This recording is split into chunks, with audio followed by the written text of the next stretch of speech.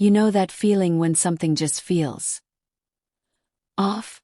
You can't quite put your finger on it, but deep down, that's how it started for me. Sarah and I had been married for 8 years. Years filled with love, laughter, arguments, and making up again. We weren't perfect, but I thought we were solid. I truly believed that. Then she started changing. It wasn't sudden. More like a light dimming so gradually you don't notice until you're sitting in the dark. She became distant, distracted. Her phone was always in her hand. Late nights at work became the norm, spontaneous girls' nights popped up.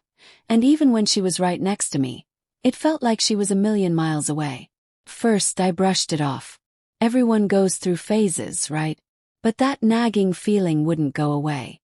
Something wasn't right. And deep down, I was terrified to find out what. One night, she came home late again. I was on the couch pretending to watch TV, but really I was just waiting. "Hey," she said, tossing her purse down like it weighed 100 pounds. "Hey," I replied, keeping my voice calm. "Long night." "Yeah, just a lot going on at work." I nodded like I believed her. But then I saw it. Her reflection in the hallway mirror. She looked guilty. That was the moment I knew. I didn't confront her. Not yet. Instead, I paid attention. I noticed how she angled her phone away from me. How she suddenly had passwords on everything. How she disappeared into another room to take calls. I needed proof. And proof came faster than I expected. One evening, while she was in the shower, her phone lit up. Just one message. But that was all it took. "I can't wait to see you again. Last night was amazing." My stomach dropped. My hands clenched. And yet I felt eerily calm. If she was seeing someone else, I needed to know who. So, I did something I never thought I'd do. I started watching her. Not in a creepy way, but I paid attention. Where she went. What she did.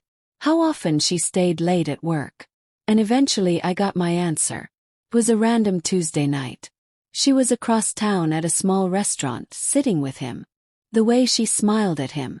It had been years since I'd seen her smile like that. And then I saw his face. At first I didn't recognize him. But when I did, my entire world tilted. The next day I set up a meeting. Not with Sarah. With him. He had no idea who I was when I reached out. I used a business pretense, something neutral to get him to agree. And he did. We met at a quiet cafe.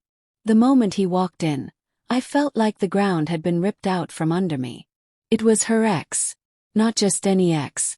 The one before me. The one she always said she had unfinished business with. The one she swore was her biggest mistake. But some mistake. He sat across from me, still clueless. I let the silence stretch just long enough to make him uncomfortable. Then I leaned forward and said, "You've been seeing my wife." The color drained from his face. He opened his mouth, closed it, swallowed hard. "Look, man, I didn't know she was married." I tilted my head. "Try again." His eyes darted around, looking for an escape. "Okay. I knew," he admitted. "But she told me you guys were separated." I let out a bitter laugh. "Separated? That's funny. We live in the same house. Share the same bed. Do I look separated to you?" He didn't answer. I should have been furious. But oddly enough I wasn't. Because in that moment I realized. He wasn't the one who betrayed me. She was. And then, as if the universe had a twisted sense of humor, Sarah walked in. She was supposed to be at work. She wasn't supposed to be here. But there she was. Her eyes scanned the room until they landed on me. And him. She froze. Her face turned pale. For a moment no one moved. Then slowly she walked toward us, her legs unsteady like they might give out. When she spoke, her voice was barely a whisper. "Oh my God!" She looked between us, realization hitting her like a brick wall. And then, just like that, she collapsed onto her knees in the middle of the cafe. "Please," she choked out. I didn't know. I stared at her. Didn't know what, Sarah? My voice was eerily calm. Her lips trembled. Tears spilled down her cheeks. "I didn't know you'd find out like this. I never meant to." Cut her off. Get caught. She sobbed, gripping my leg like I was her last chance at salvation. I made a mistake. I was confused. I stepped back, forcing her hands off me. You were selfish, that's what you were. She broke down completely right there in front of everyone. But I didn't feel sorry for her. Not anymore. I walked away. I didn't need to hear any more excuses. That night I packed a bag. I wasn't sure where I was going, but I knew I couldn't stay. Sarah begged me to talk, to give her another chance. But how do you fix something when the trust is completely shattered? She swore it was over with him, that it was just a stupid mistake. But I couldn't unsee what I saw. I couldn't unfeel what I felt. It's been 6 months now. 6 months since I walked away. I won't lie, it was hard at first.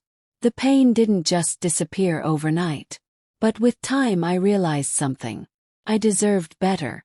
Sarah made her choice. And I made mine. I don't regret leaving. In fact, it was the best decision I ever made. Because at the end of the day, love without trust isn't love at all. And for the first time in years, I finally learned to put myself first.